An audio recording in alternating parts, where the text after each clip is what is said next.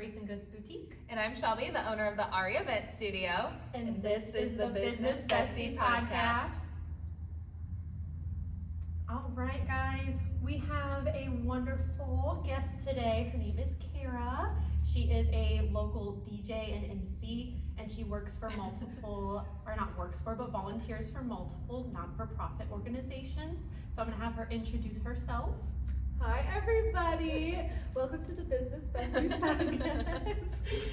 I'm so excited to be here. Thank you guys so much. You guys are women that I admire, and I just appreciate you letting me join in the fun. It's so official. Well, thank you for being here. So I want to start off with just kind of jumping right into kind of like your DJ career and things like that, because I feel like you've told me a little bit about maybe how you started being a DJ or got into the career was maybe a little bit different than some of the other people here in our area. So tell us a little bit about how you started DJing and your business that you have and where that kind of came from. So I actually acquired the business, which is totally different than people that are just starting from the ground up. Mm-hmm. So I feel really privileged about that, but it's something that I'm also, it gave me a really good starting point, and I think it did help in my success. I went to a wedding, just attending, for a friend, and we were talking to the DJ, and he was like, I'm hiring. So my husband now, but boyfriend at the time, I told him, I was like, oh my gosh, you'd be such a good DJ, because our relationship is, there's so much based on music. We love music. He's such an 80s guy. I'm like a 90s pop diva, and we just, our worlds collided. That's a good match. Our worlds collided, and so I said, you'd be so good at that. And he's like, I have a full-time job. He's like, but you would be great at it. And I was like, you're right. So you think of DJs, it's more of a, like traditionally a men's, dominated field. For sure. I just didn't really see the representation, so I didn't see myself in that position. But once he said that, I think it's important for our allies too to help us believe in our dreams. And I was like, you're right. And there was kind of history. So I mentored for a year, and at the end of the year, the owner knew I was interested. I had like a 5-year plan. I was like, well, maybe in 5 years.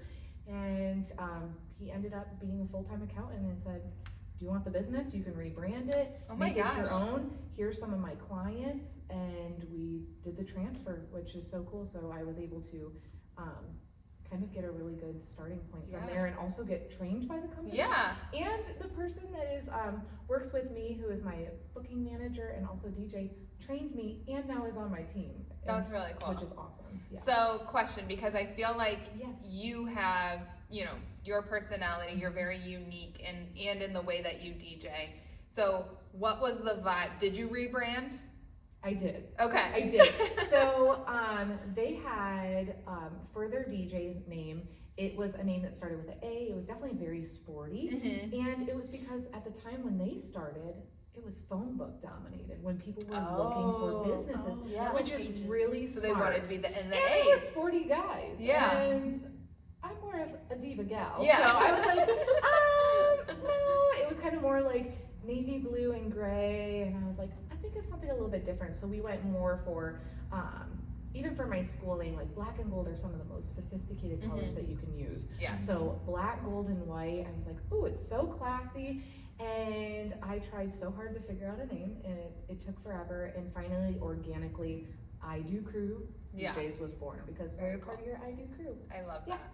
I love that so much. That's a really cool name. Thanks. So getting away from your DJ stuff, I know you do a lot of non-for-profit, and you work with younger girls. So I wanted to ask you, what is like a piece of advice you would give younger Kara? Ooh, I would tell her to be her fierce, silly self. I would tell her that she turns up to, like you guys said, very unique, very eccentric, and you can still be young at heart and still achieve your dreams and do all the good things. But I think using my voice is huge. I had, growing up, just to get a little bit deeper, because that's how we do, that's where we go. I've navigated a few different assaults, and I really wish I kind of understood what it meant to use my voice and to not people please and navigate the world a little bit differently. But in a lot of ways, it's made me who I am today. So I don't know how much I would change. But the advice would be to keep going, girl, don't lose your sparkle. Because a lot of times girls, when they're 12, they lose 80% of their confidence, which is so sad to see. Very sad. Yeah. So, and I know your girls are like 9, so like it's I know. it's around the corner, but we try to give them tools and try to continue Yes. to build that. And so that's what I would tell myself. Tell baby Kara. But she's honoring her now. She's honoring her weirdness. You And I feel like you pull that out in like your 20s and 30s. Yeah, and you're when like, you don't care what anybody thinks anymore, you're so just like, I this came is me. Right back to 8-year-old Kara. She'd be so proud. I'm proud. She'd be really proud. Well, I feel like aside, like Ashley was saying, aside from like your DJing and things like that, you do a lot for our community. So tell me a little bit about the program that you're with that's Bring It, Push It, Own It. Yes. So Bring It, Push It, Own It was started by Tisha Strasser in 2013, watching her daughter navigate just being bullied, low self-esteem. Our founder came from trauma, and she thought if her girls had kind of the white picket fence situation, they were in sports, they wouldn't have the same outcome, but it's just something that happens along a lot of us for girls and women, and she was like, I have to do something. So she created that, and then in 2020, right around the pandemic, I was finishing up for college, and I really wanted to start a girls program. And then I found out about her, and I think collaboration is so important, especially in our community. Yes. So to pair with that for in a way that teaches girls to use their voice, about their inner strength and their worth, and that they are just so much stronger than they think they are, is just amazing. Yeah, I love that. And what age group do you does the program work with? Yes. So age group works with 9 to 18. I work more, I do kind of all age groups, but for the programming I'm in right now, I do 9 to 11, which is so much fun. We do have some 8-year-olds in there too that are in there as well. Yeah, I love that. I know. So my daughter is there, and she Yes. loves it We so love her. much. And I just love that you start working with them young, why they like you were saying, while they have that confidence, and then hopefully the girls are staying with you Plant through the their seeds, give them teens, tools. and that way when they do turn 18 and they have to go out into this real world, they Yes. hopefully have the tools. Yes, and I think mentorship is such a huge thing. And obviously, as parents, so amazing. But I think having extra mentors too, it creates that village effort, which I think is very needed. So Yeah. I just want to be the mentor I wish I had when I was Yeah, younger too. yeah, of course. I mean, as a girl, we know that girls can be very mean, especially at that 12, 13, 14-year-old age range. And having a program like this and people like you to be their support and build their confidence and tell them they don't have to listen to all the negativity that's around them, and they can shine through in their own way. It's just Absolutely. it's beautiful. Thank you. So what are some things that you really hope you give to these girls? What impact are you wanting to give to them? I think it's, again, knowing that they're resilient. I think that's huge. Everybody in our program is from all walks of life. That's one thing I really love, is it's not just serving one sector. So the biggest thing is just knowing that, like, if they come across these obstacles, they can literally and metaphorically jump over them and scale them, and just do that in stride, and know that they can use their voice to have hard conversations. They can be strong in their relationships and friendships, and be able to build healthy friendships. I think that's really huge too. Who we surround ourselves with, it reflects who we are. Also, just navigating our emotions, especially at that age, you're navigating so many different emotions on a daily basis. So we do talk a lot about emotions. Yeah. We revisit it quite a bit. I love that. I'm it's a like, can huge you like give impact. my daughter a pep talk every morning when she wakes up, please? I We're gonna feel just that call we all Kara need every that. morning. We all need it. I got you. I may not be awake. Yeah. I may not be awake I'll now pay when the for kids that. are like going to school, but I'd be more than happy to. The emotions are crazy. So moving forward into entrepreneurship, so you help young girls, but let's talk about women our age who are either getting started in business or are already established.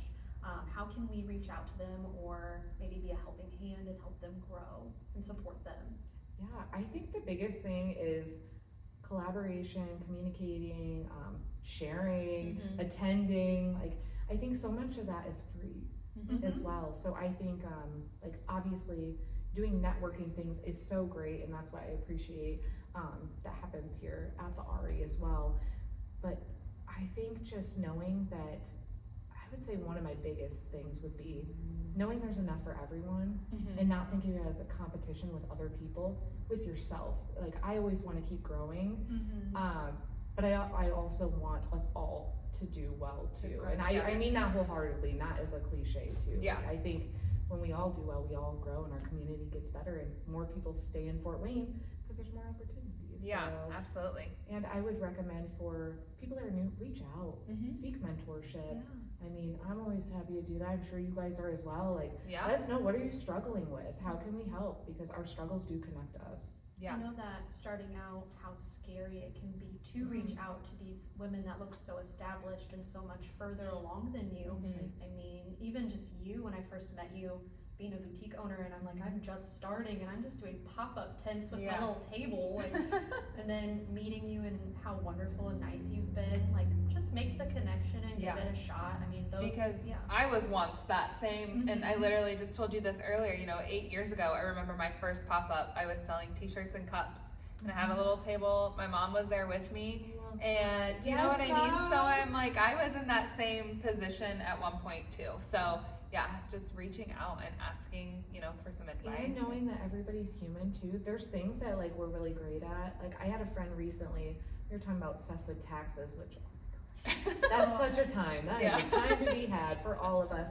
And we were talking, and she's like, wow, because she's just starting into her business, and she's like, makes me feel so much better knowing that, like, I kind of thought that you had it all together. And I was like, oh, no. I didn't even realize that I displayed that. Yeah. But I was like, no, like, we're all still figuring things out, and that is A-okay. But it's okay to ask for help and just say, I don't understand this. Yeah. When I first started, one of the things that I really struggled with is all the advertising avenues.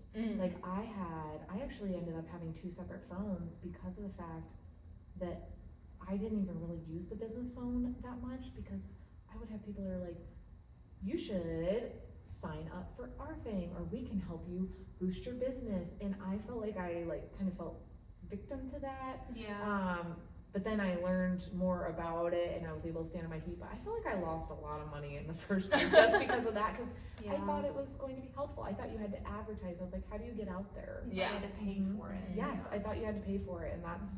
Well, and how long ago did you start your business? Yes, so 2017. Okay, so obviously I do feel like too, in just the last like 5 or 6 years, especially Instagram and Instagram has become such a platform for us to be able to share for free. And you know, obviously social media wasn't always like that. You had to buy the ads, or you had to buy the commercial, or you had to buy the radio advertisement or the billboard or whatnot. So we are really blessed now that we have these free avenues, and hopefully they stay well, free. I think some people can say, like, social media is bad, but it's all about how you use it. And I love it. It's such a tool, and I think if you're connecting, I think it can be really great. So it's all about what you use it for too. I think it also brings in the right customers, because it's so organic. I mean, your feed is things that you're interested in and that you like, and people that you resonate with. So I think it's good for businesses. It's bringing you your target customer.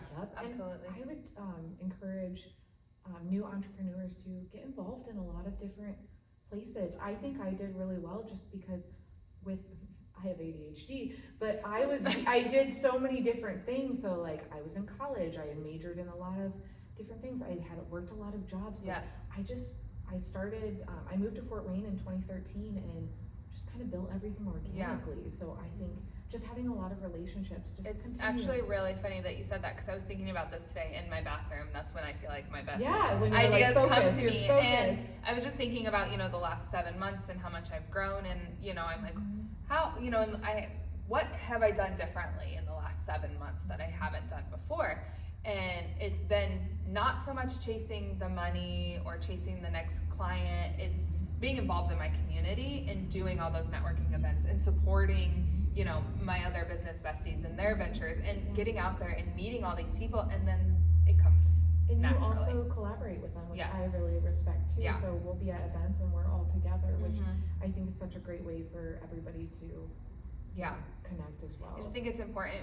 I feel like once you invest in your community and the people around you, it just comes. Yeah. It just comes on its own and very organically, and Absolutely. yeah. And So people don't forget that. They may forget what I they know. always love that. They may forget what you say or what you say, but they won't forget how you made them feel. So being able to Yes. legitimately support people, I think, Yes. is so important. Absolutely. So kind of jumping back to the DJ thing a bit, how do you feel like you differ from other DJs in our community? Oh, I love that. I think that everyone has their own specialties, which I think is fantastic. I have so many great male friends that are just such fantastic DJs that I've been able to learn and grow from. So some of them specialize more in like lighting or the tech or the mixing ability. I would say for me, just where I always try to grow would be just in how I lead events. I'm type A and type B, but for events, the type A shines through in such a beautiful way. It's such a positive way to use that energy and leadership. I was the type of kid that I would get talked to or for parent-teacher conferences because I was micromanaging the activity basket in the middle of our desk because I wanted things a certain way. So it really shines through in that way. So I think helping people have a vision, have a timeline, be able to run and execute, and also act as their best friend along the way. Yeah. I think it's the connection is Absolutely. it's so organic. I have great people skills. Well, you are a great MC. I know at my Valentine's Day event that I did here, there was so many times where like maybe a little chaos was happening or something over here was happening that wasn't supposed to be happening, and you took it upon yourself to come to me and be like, hey, I don't want you to step away from what you're doing. I will take care of it, but like, can you tell me what you would like me to do or answer this question? And I so appreciated it because you didn't have to do that. That's not what you were hired here to do, but you went, out of feel like that it's such a and just team was so effort willing to help, and yeah. So I consider myself a hostess. Yeah. A hostess with the most, hostess with the mostest. And I think that is all encompassing, putting on, whether you're helping bustle a dress, prepping things, helping like with whatever's happening over here and here at the same time.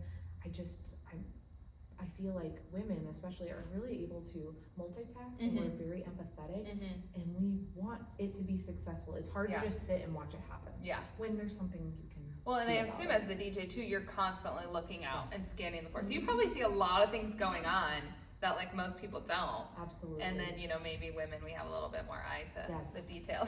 Absolutely. So I try to do whatever is in my power that makes sense, isn't overstepping boundaries, but is going to help elevate the event.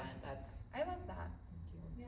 And on top of all that, you also fill the dance floor. Yeah. Because At 12 o'clock on a Sunday. 12 o'clock on a Sunday, it was popping at the I was party. like, oh my gosh, I can't believe we're all dancing right now at noon. So you're not only good at that, but you're also good at emceeing, and getting the party going and setting the vibe. I'm a little dancing diva. That's another thing I would say that I would highlight about myself is I don't, especially if I'm doing weddings, I'm not there to steal the show. I'm here, there to enhance it. But if I need to like get out on the dance floor, I will. Yeah. I love music. I love to dance. So I do love It probably the just makes dance other floor. people feel more comfortable too. Yeah. So I know we touched on social media and word of mouth. Is there any marketing avenues or strategies that an entertainment business person would be taking or doing? I think at the beginning when you start, I think doing some vendor shows, especially for the first couple of years, I think is a great way to connect, especially with other vendors in your field. I think that the more friendships you have in that, it reciprocates. Like you said, like being able to support others, they support you, but you get to kind of show face in the industry and meet a lot of people, learn some trial and error and like in-person communication. And even if you don't book anything that day, you're still putting your name and face out there. It is an investment, but I think, at least for a few times, I think it's good.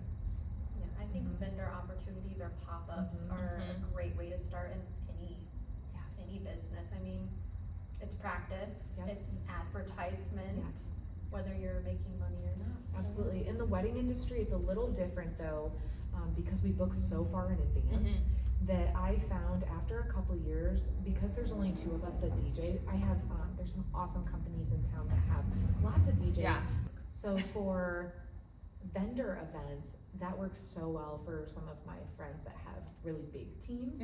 But for it just being myself and one other person, I have found some of the biggest bridal shows that happen are in October and in January, which makes sense too, because that's when a lot of the weddings are happening. That's when a lot of proposals in between that time. But what I noticed is I would go to the fall ones, and there would be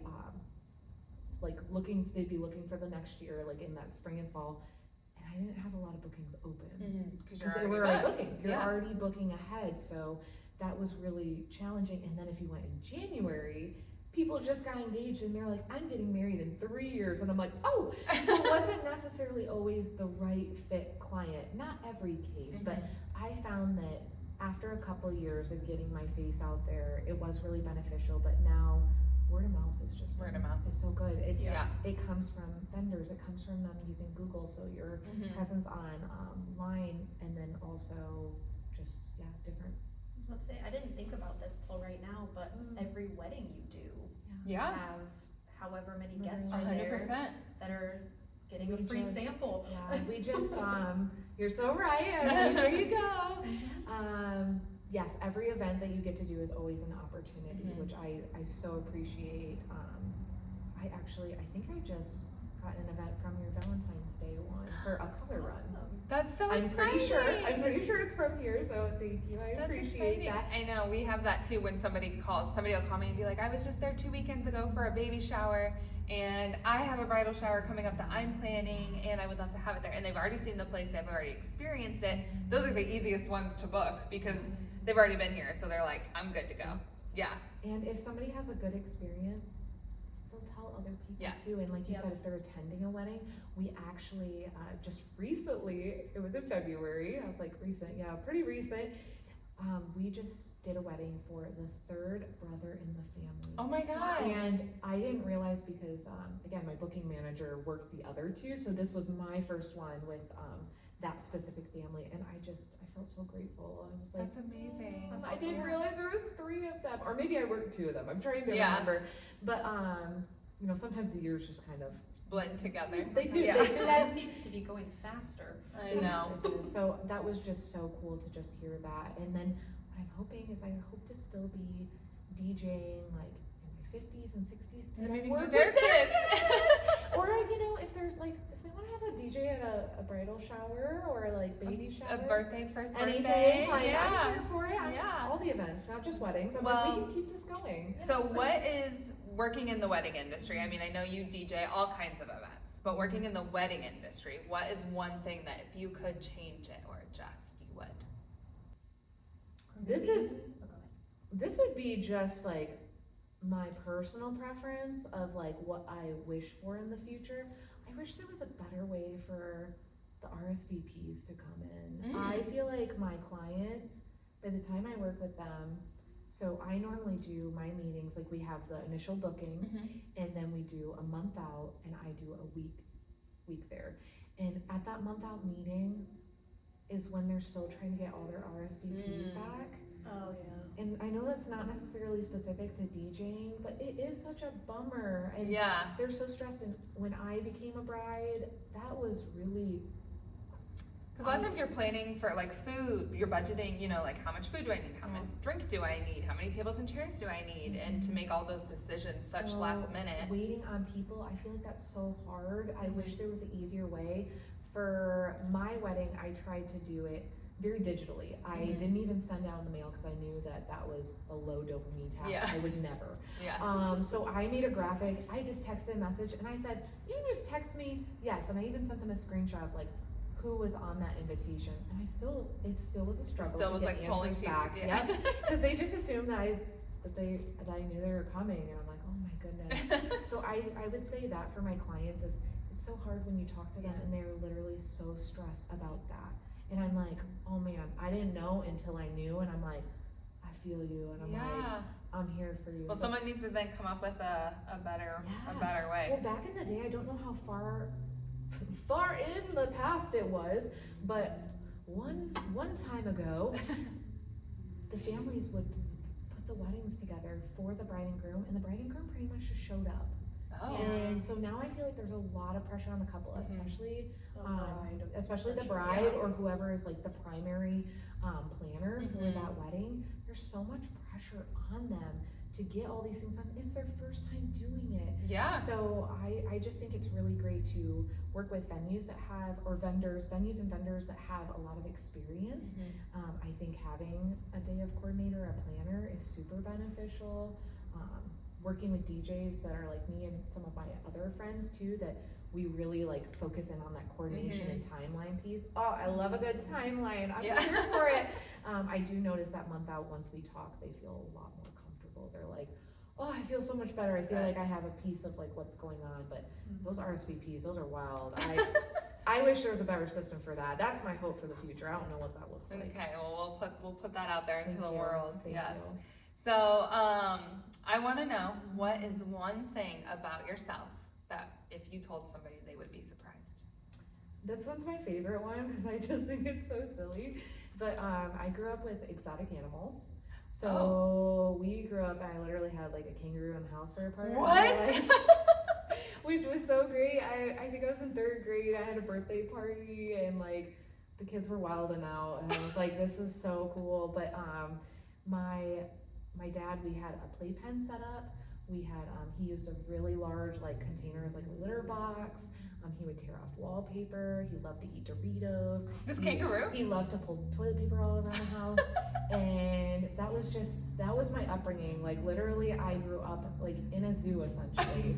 My family, that was their business, was raising and breeding exotic animals. And oh my gosh, so I did not know this. It was not strange to literally have like potbelly pigs and then have like monkeys and birds in the house at the same time. That was literally my upbringing. Now I have cats and dogs. I was about to say, that sounds like a really cool childhood. Yeah. It really was. I saw a zebra be born, which was gross and exciting all at the same time. Wow. Yeah. Are you from Fort Wayne or? So originally Naples, Florida, and then I floated all the way up to Coldwater, Michigan, and that's where, so we had animals in both places. My mom and dad both dealt in the exotic animal business, so mostly those memories are in Coldwater, Michigan. Gotcha. Okay. Yeah. Well, I'm it's surprised. wild. I'm It's surprised. wild. Yeah. We had a big reindeer business too, which was great around Christmas time, and the reindeer actually funded all the other bills for all the animals and all their. Well, yeah, I food feel like and around vehicles. Christmas time, reindeers. That's what paid for all the expenses for the animals. Wow. The reindeer, they were the Literally. Rudolph. money. Shout out to the reindeer. Money. So moving forward in your life, what are some personal and business goals that you have? Always growing, always healing. I am doing a lot of like physical healing and physical therapy and just really diving in. I think the more awareness we have about ourselves just helps us, live and have great longevity. So that's my goal. I want to be the person that's still at the YMCA in my 90s and like, woo! Yeah, is it the silver sneaker? Yes. So I teach senior aerobics and I love it. And they can outrun me sometimes because sometimes I'm just injured. So that's something that I want to physically grow in that space, but I always have lots of big goals. My DJ goal would be, I'm starting to really start to dive into the world. I had a lot of different opportunities last year to play on just in different places, different stages, different places, different restaurants or clubs, which was just so awesome. So I'm excited to expand in that. So my stage DJ name, because I've always just been DJ Kara. Yeah. I was DJ Confetti one time for a Halloween gig in my hometown, but it just didn't really hold because I was the party. I love confetti. But I was trying to think of what I really, really wanted to do. And so I did a deep dive, kind of remind me of finding a business name. It's so much. But DJ Aurora. So that is rolling out in June. So I'm going to be heading up a silent disco at Promenade Park. Yes, I saw that. I'm going to be doing one of the performers there, but there's a whole lineup, and I'm just so excited to see I want to come. all these talented DJs in their craft. I'm still growing in that field, again, because I've been a wedding DJ first, and now going into that realm, I have a lot to learn. Yes, I saw Blake comment on something, and I think he said, are you going to come to Toronto tonight? Yeah. Yes. And I know when we talked a while ago that you mentioned that there's just so many different ways to DJ. Absolutely. And so many different things to learn. And I respect so much of the art, and I am just excited to like learn and grow. I'm going to a beat making class. They have a class that's for girls. I believe it's 8 or 9 and up. So it can be women, it can be girls, but at Sweetwater, it's the last Tuesday of every month, but it's a beat making class for girls, and it's headed by some women in our community. Yeah. And so I'm starting in, I've watched a lot of YouTubes, but I'm trying to put it to practice. But I'm definitely like, have to be in person for accountability. So I have some things kind of stuffed in there, and then I'm going to actually be DJing for the Pride Festival on the Friday night, so I'm so excited for that. Creating my set, lots of Lady Gaga. Yeah.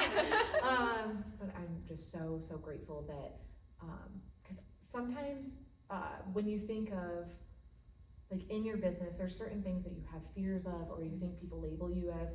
And being a DJ, there are some DJs that would look at what I do and would say I'm not a DJ. And I think you really have to be able to define that for yourself, do what you love, and even find ways in the box, outside the box, and just keep growing. And so this for me is just a huge way to step out in that performative art way and add it to DJing. And it may be different than what some of my friends do, but I'm excited to just keep learning and growing and know that like I can be on those stages. Yes. And there's room for me. And everybody has different taste. So some, there might be a lot of people that like one style of DJing, and there might just be some people that are like, wow, that was really exciting. I had a lot of fun with that. So that's, I'm excited to try some things out this year and keep growing. Very exciting. Well, thank you so much for coming and being on our show, being a business bestie. We really appreciate it. Thank you so much. Yes, of course.